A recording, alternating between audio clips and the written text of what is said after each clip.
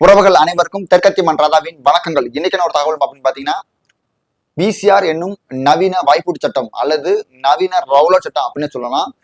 Rowlatt சட்டம் என்பது ஆங்கில காலத்தை கொண்டு வரப்பட்டது. எந்த ஒரு விசாரணை வந்து இந்தியர்களை யாருனாலும் கைது பண்ணலாம் அப்படின்னு சொல்லி தான் அந்த சட்டத்தை கொண்டாந்தாங்க. அந்த மாதிரி தாங்க இன்னைக்கு வந்து பண்ற மாதிரி நடந்தது.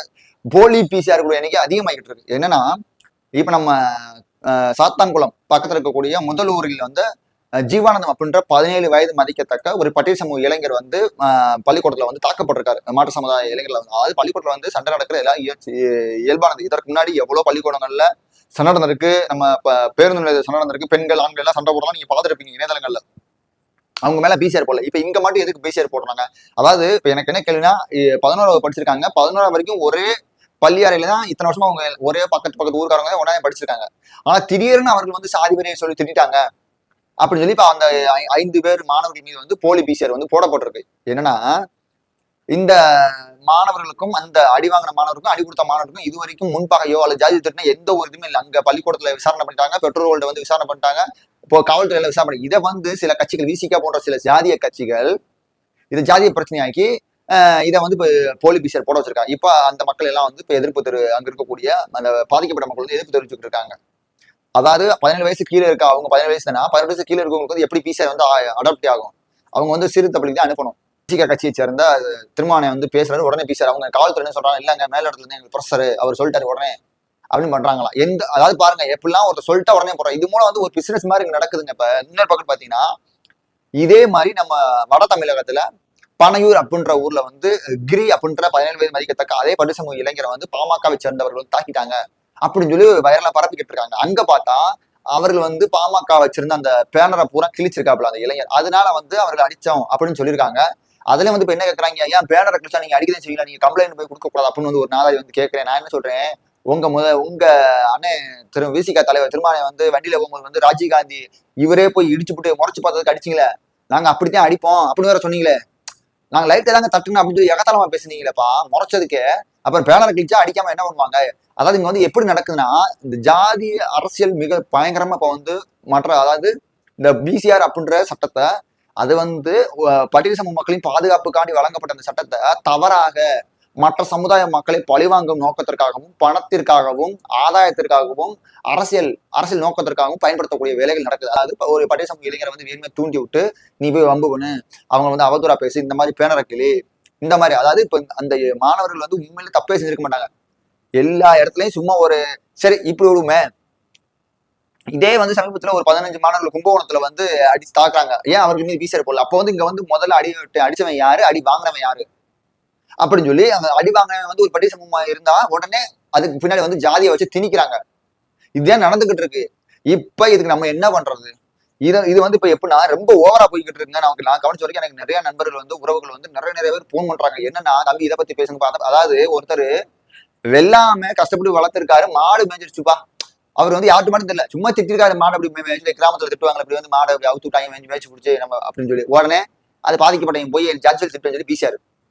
ரோட்ல ஒருத்தர் போயிருக்காரு, ஒரு ரோட் ஓரத்துல அந்த நாய் வந்து கடிச்சிருக்கு, ஒருத்தர் விரட்டி வந்து கடிச்சிருக்கு. நாயை பார்த்து வளர்க்க மாட்டீங்களா, கட்டிப்பட மாட்டீங்களான்னு ஒருத்தர் யதார்த்தமா கேட்டிருக்காருங்க. அவர் மேல ஜாதி சொல்லி திட்டான்னு சொல்லி பிசிஆர்.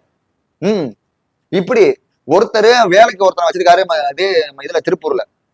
அவர் வச்சிருக்காரு, அவன் ஜாதி என்னன்னே தெரியாதான் பாவம். ஏதோ சம்பளம் உயர்வு கேட்டாலும் இல்லப்பா ஏதோ சொல்லி பரவாயில்லைக்கு போய் ஜாதி சொல்லி திட்டான்னு சொல்லி பிசிஆர் கொடுத்துருக்கான். போலி பிசிஆர் வழக்கு கொடுத்து அவர் மிரட்டிருக்காங்க. இப்படி இது மாதிரி ஒருத்தர் நம்ம ஊர்ல ஒருத்தர் பெண்ணை பள்ளிக்கூடத்து போன பொண்ணை ஒருத்தர் நக்கல் பண்ணிருக்கேன், கிண்டல் பண்ணிருக்கேன்.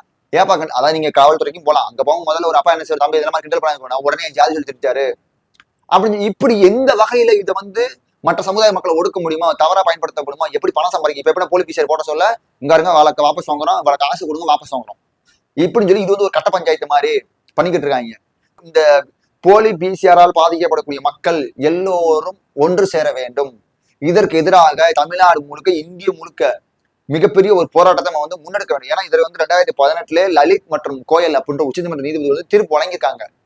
என்னன்னா, இது வந்து விசாரணை இல்லாம எஃப்ஐஆர் பதிவு பண்ணக்கூடாது, டிஎஸ்பி தான் அந்த வன்கொடுமை விசாரணை பண்ணணும், ஜாமீன் வழங்கணும் இப்படின்னு சொல்லி பல தளர்வுகள் சட்டத்தில் கொண்டு வந்திருக்காங்க. இப்ப வந்து அந்த நிப்பாட்டி வச்சிருக்காங்க. ஏன்னா இங்க உள்ள இந்தியாவில் இருக்கக்கூடிய பட்டியல் சமூக மக்களை எல்லாம் எதிர்த்து நிப்பாட்டி வச்சிருக்காங்க. ஆனா மக்கள் தொகையிலையும் மக்கள் தொகையில் அதிகமா இருக்கக்கூடிய ஓபிசி மக்கள்கிட்ட உங்கள்கிட்ட அந்த விழிப்புணர்வு இல்லையே.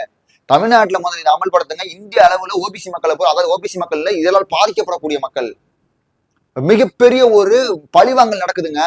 அதாவது வந்து ஒண்ணுமில்ல, எனக்கு ஒருத்தன் எங்க ஊர் பக்கத்து ஊருக்கானே, நான் இணையதளத்துல வந்து விசிகா விமர்சனால என்ன வந்து பேசினேன், நீ ஊருக்கு வா உன்னை என்ன பண்றேன்னு பாரு அப்படின்னு ஆபாசமா எழுதுறான். அவனை எதுவுமே பண்ண முடியலங்க. நான் என்ன எதுவுமே பண்ண முடியல, என்ன பண்றேன் நீங்க சொல்லுங்க. நான் போய் ஏதாச்சும் கேட்டேன்னா அவன் போய் என்ன சொல்லுவான், ஜாதிக்கு பின்னாடி என்னை வந்து ஜாதி சொல்லி திட்டுறான், என்னை வந்து மிரட்ட வரையான் ஒருட்டாள் அப்படின்னு ஜாதிக்கு பின்னாடி ஒளிஞ்சுக்கிறான். இப்படி எந்த விதத்தினாலும் உங்களை வந்து இதுக்கு என்ன தீர்வு நீங்க சொல்லுங்க. ஒண்ணுமே பண்ண முடியல, அவனை போய் நீங்க எதுவுமே கேட்கவும் முடியாது.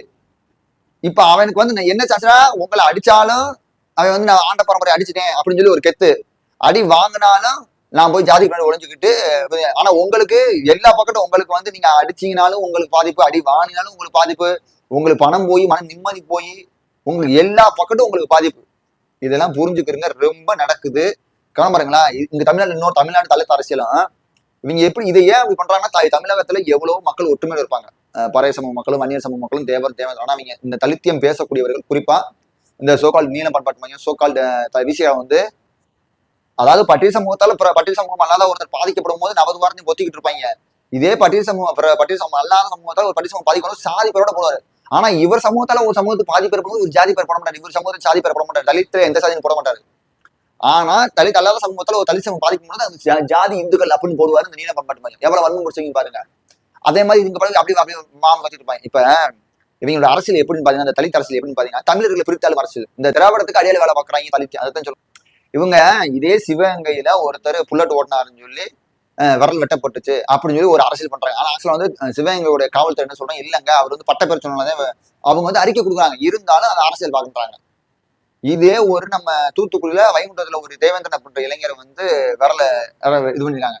உடனே அது வந்து அவர் வந்து ஏதோ காதல் விவகாரத்துல நடந்த காதல் விவகாரம்ல அது நக்கல் பண்ண விவகாரத்துல உடனே வந்து கபடி விளையாடுதான் அந்த இளைஞனை வந்து உடனே விரல வச்சுட்டாங்க அப்படின்னு சொல்லி ஒரு பொய்யை பரப்புறாங்க. இந்த இப்ப தஞ்சாவூர்ல ஒரு அம்மா, வயசான அம்மா வந்து இந்த பொதுப்பாதையில போனாங்கன்னு சொல்லிட்டு அடிக்க வந்தாங்கன்ற மாதிரி ஒரு காணொலி பரப்புச்சுல. ஆக்சுவலா பார்த்தா அந்த பொதுப்பாதையில அதான் அந்த அம்மாவுடைய பட்டா பாதை. ஆனா அவங்க என்ன சொல்றாங்க, பொதுப்பாதையில் சென்ற பட்டிய சமூக மாணவிகளை தடுத்த ஜாதி வெறியார் அப்படின்னு சொல்லி பரப்புனாங்க. இதை ஏன் உங்க செய்யறாங்க அரசியல்? உங்க புத்திகளை உங்க தலித்துவாதி எப்படி புனிக்க உங்க மனசுக்குள்ள வந்து எப்படி திணிக்கிறாங்க அப்படின்னா, பாருங்க இந்த சமூக மக்கள் மற்ற சமுதாய மக்கள் உங்களுக்கு எதிரானவர்கள், நம்மளை எப்படி ஒடுக்குமுறைக்கு. ஆனா அதே சமூக மக்கள் எவ்வளவு பேர் நல்லா இருப்பாங்க, எவ்வளவு உதவி செய்வாங்க, அதை பத்தி இங்க ஒருத்தன் காட்ட முடியாது. இங்க ஒரு பறையர் பாதிக்கப்படும் போது அதே ஒரு ஒரு வன்னியர் வந்து ஒரு பறையருக்கு உதவி செய்வாரு. இங்க ஒரு தேவேந்திரன் பாதிக்கப்படும் போது அதே ஒரு தேவர் வந்து உதவி செய்வாரு மற்றொரு தேவேந்திரருக்கு உதவி. அதை பத்தி இங்க எவனுமே பேச முடியாது. இதே தலித் அரசியல் நம்ம புரிஞ்சுக்கிறோம். சரிங்களா? இதை மட்டும் இவங்க இதை வச்சுக்கிட்டு இதை பாத்தீங்கன்னா தொடர்ந்து பாத்தீங்கன்னா அதே மாதிரி திருமணம் பாத்தீங்கன்னா இப்ப மேலளவு பத்தி வந்து தொடர்ந்து வருஷம் வந்து நினைவு பயங்கரமா நடத்துவாரு. இதே காந்தாரியம்மன் கோயிலுக்கு போக மாட்டாரு, இதே மாஞ்சோலைக்கு நினைவு போக மாட்டாரு, இதே கீழ்வெளிக்கு போக மாட்டாரு. ஏன்னா அவருக்கு அங்க இருக்கிற வந்து செஞ்சது யாரு, தேவர் சமூகம். அப்ப தேவருக்கும் பறையருக்குமான ஒரு மோதலை வந்து மனசுக்குள்ள அப்படியே அந்த வன்மத்தை வந்து அணைய விட்டுறக்கூடாது. பாரு உன்னை இப்படி செஞ்சாங்கன்னு சொல்லி உங்கள் மனதுக்குள்ள வந்து மற்ற சமூகத்தவர் வந்து எதிரிகளாக காட்டக்கூடிய நடக்குதுன்னு சொல்லல. பட்டியல் சமூகத்துக்கு எதிராக சில விஷயங்கள் நடக்குது அப்படின்னா எங்கோ 1% நடக்குது. மற்ற 99% மக்கள் ஒற்றுமையோடு இருக்கிறாங்க. ஆக்சுவலா சொல்ல போனா இன்னைக்கு பட்டியல் சமூகத்தால இந்த மாதிரி பிசிஆர் போன்ற வழக்குகளால போலி பிசிஆர் போட்டு மற்ற சமுதாய மக்கள் ஒடுக்கக்கூடிய வேலைகள் நடந்துகிட்டு இருக்கு. பயங்கரமா இதோட கொடுமை நடந்துகிட்டு இருக்கு. இன்னைக்கு தலையில நடந்துகிட்டு இருக்கு. ஆனா கள நிலவரம் நீங்க டிவியில பாக்குற மாதிரிலாம் கள நிலவரமும் இல்ல.